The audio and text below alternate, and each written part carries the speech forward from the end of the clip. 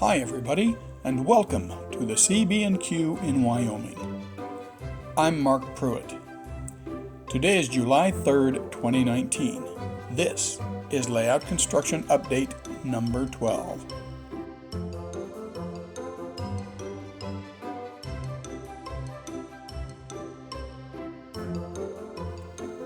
Progress continued on the layout through June in a number of areas.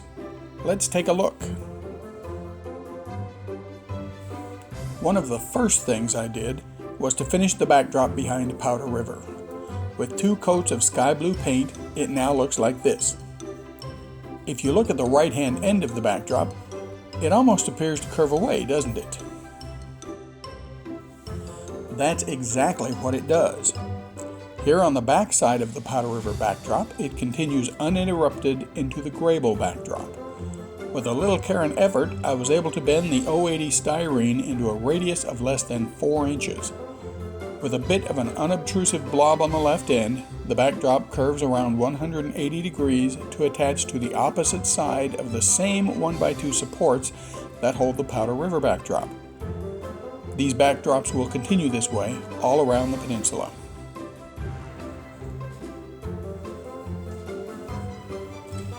Also early in the month, I replaced the decoder in a first-run Heritage 080 switcher, that's the one without tender electrical pickups, with a new TCS Wow Sound decoder with Keep Alive.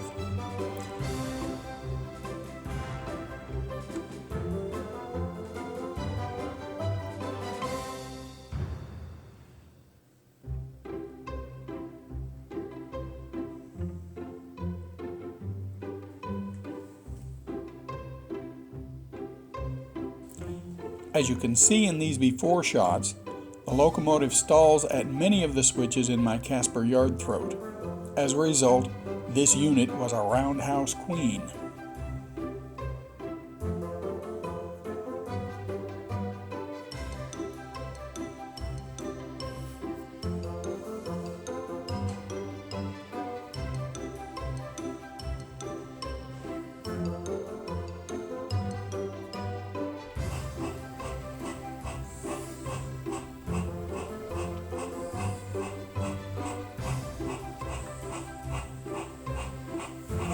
And here's the aftershocks. The switcher now has sound and doesn't stall as it ably trundles around the yard. This little sweetie has gone from roundhouse queen to the switcher of choice in Casper.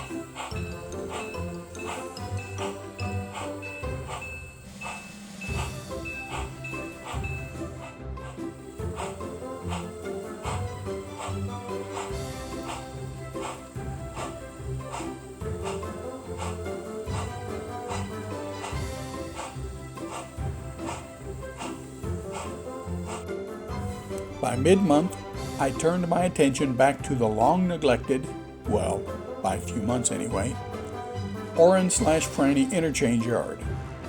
This will allow me to start basic scenery forms that will follow along behind the main line as I push on around the layout.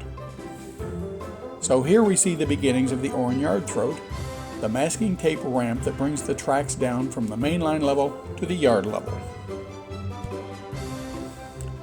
The next day saw the installation of the first of the yard ladder turnouts. At the end of the diverging line off the mainline turnout, the track not only begins to descend into the yard level, but it also transitions from code 83 to code 70 rail. A few days later, all 3 ladder tracks are installed and the first 3-foot sections of the body tracks are installed. Here the last one still has the soda cans in place while the caulk dries.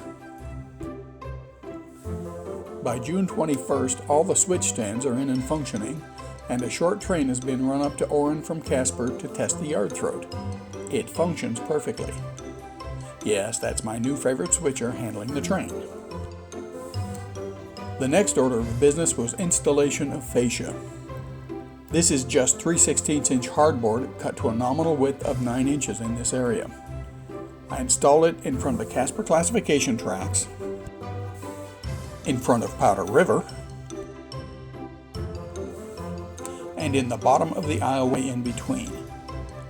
At this point, it's a constant 9 inches tall, but as I developed the scenery concept, I trimmed the width in this section and at the far end of Powder River into an irregular top edge.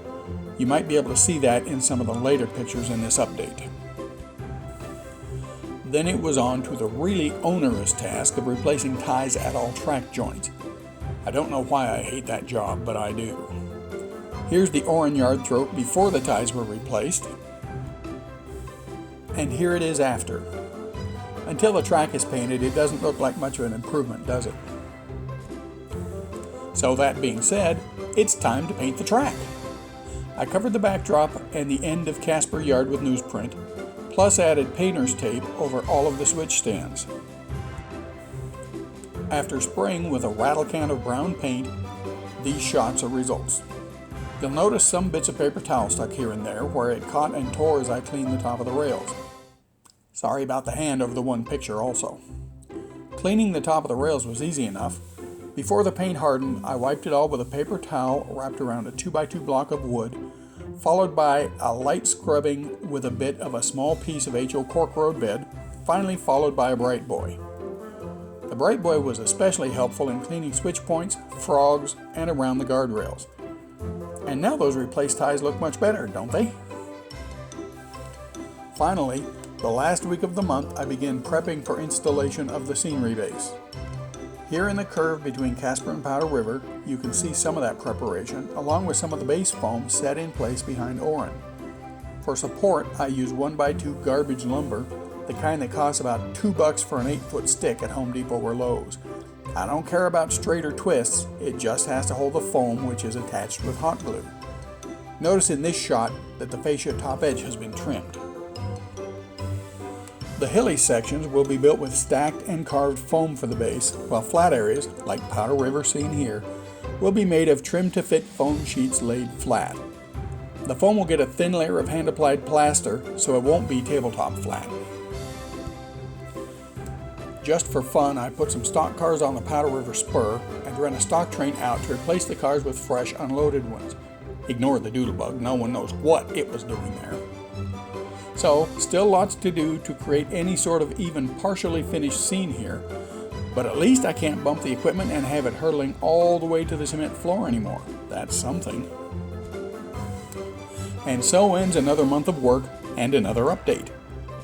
We'll be out of town for much of July, so progress will be slower this month, but plans right now are to fill in the foam base between Casper and Powder River, and as time permits, to begin adding the Celluclay plaster coat. Until next month, you all take care, and thanks for watching.